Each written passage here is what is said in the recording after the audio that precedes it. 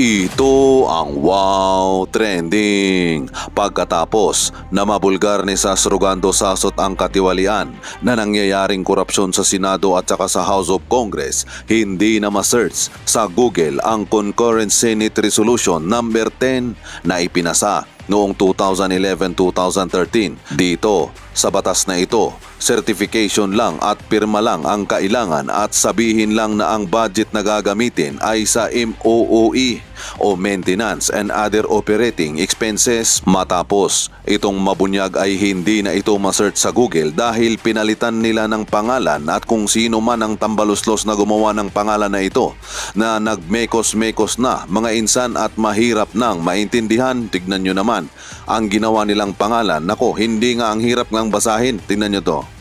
At bakit nga ba ang tahimik ng mainstream media ayaw nilang pag-usapan ang classified fund ng Kongreso at ito ay nabulgar din ni Sasrugando Sasot dahil meron pala silang tinatawag na Public Affairs Fund sa isang taon. Bawat isang kongresista ay aabot sa mahigit na 2 million pesos ang ibinabayad. Oh my God! At sa isang taon din, aabot sa 869 million pesos ang ibinabayad ng House of Congress sa kanilang Public Affairs Fund. Wow! Ang laki. Pero ang tanong, para saan ba talaga yan? Ito lang naman ang binabayad nila sa media pero hindi natin alam saan talaga binayad yung Public Affairs Fund na yan kasi nga classified fund, certification lang at pirma lang larga na. Ito ay dahil sa batas na ipinasa ng Congress noong 2011-2013. Bakit hindi ito idinidiscuss ng mainstream media? Doon na tayo, bakit dinidiscuss hindi ito pag-uusapan ng mainstream media? Pupunta ngayon tayo sa the only thing na nag-i-exist sa COA website ng itemized expenses ng mga senador at kongresista. Okay. So ulitin natin, classified fund ang pondo ng Kongreso dahil ang accounting at liquidation nito ay classified. Ito ay dahil sa kanilang concurrent resolution number 10. 'Di ba? Ay, sabi ni Trixie, confidential funds, no need na national security. Intel funds required ang national security impact as per JMC 2015-01. Okay. So, thank you for the correction, Attorney Trixie. So, pupunta ngayon tayo kung bakit hindi ito i-discuss ng mainstream media. Itong classified fund ng Kongreso.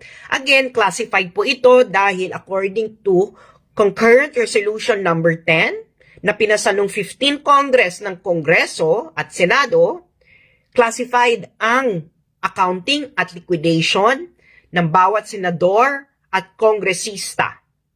Ito, sila po ang nagpasa ng ganitong rule para sa kanilang pondo.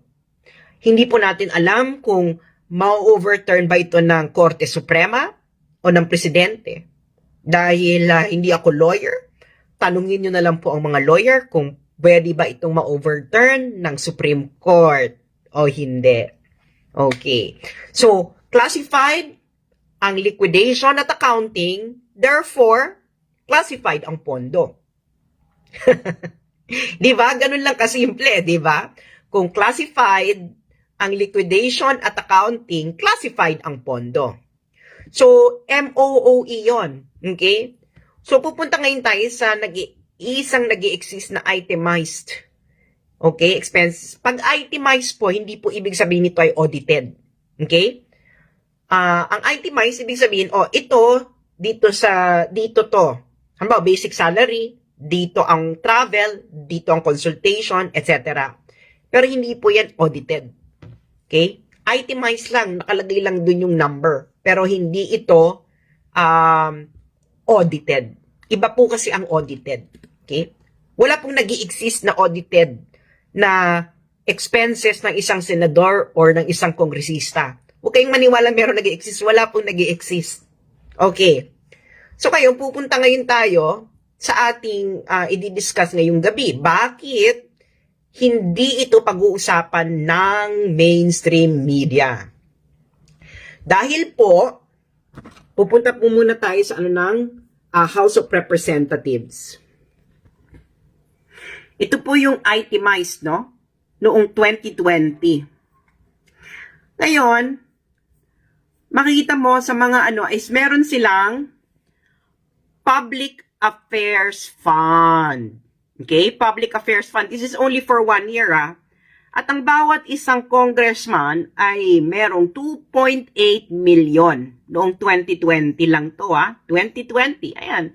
Tigi sila, 2.8 million. Yung iba dito, hindi 2.8 million Okay, 2.8. Merong 1 million. I think kasi nga, hindi natin alam kung bakit hindi pare-pareho. Pero halos, parang 98% sa kanila, 2.8 million ang Public Affairs Fund. So in total, ang Public Affairs Fund sa isang taon ng Kongreso ay 869 million. Public Affairs Fund po nila yan, 869 million. Okay. Ngayon mga friends, para saan ang Public Affairs Fund? Hindi ba? Para saan? Ito ang binibigay nila sa mga PR. Binabayad nila sa media. Ngayon, hindi natin malalaman kung papaano eksakto ginastos yung Public Affairs Fund. Sinong binayaran nila? Okay? Sinong PR agency binayaran nila? Sinong PR operator binayaran nila? Sinong binayaran nila? Kasi nga, classified ang accounting at liquidation kung papaano ginastos ng bawat senador at congressman ang kanilang budget allocation. So, alam nyo na. Di ba? Ganun lang yun, guys. So, Kongreso pa lang to, So, ang Kongreso, meron silang 869 million na Public Affairs Fund. Siyempre, yung Public Affairs Fund mo, sino bang involved sa public affairs? Hindi ba media? 869 million per year ang budget ng Kongreso. 2.8 million ang hatian bawat isang kongresista. So ako, halimbawa media ako, pwede akong tumanggap bawat isang media ng bawat isang channel, pwede silang tumanggap ng 50,000 per congressman per month.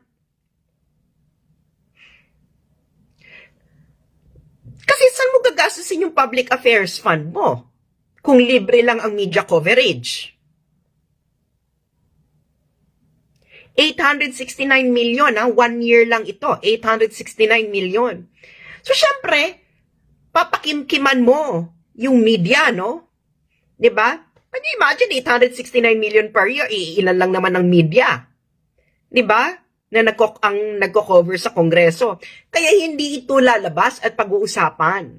Kasi hindi natin kakayanin ang budget ng Kongreso na at least 869 million na ibinibigay nila sa public affairs. This is for PR, no? 869 million.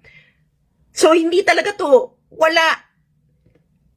Paano nila ito kakantiin ng mainstream media kung ang budget ng at least, House of Representatives, 869 million for public affairs.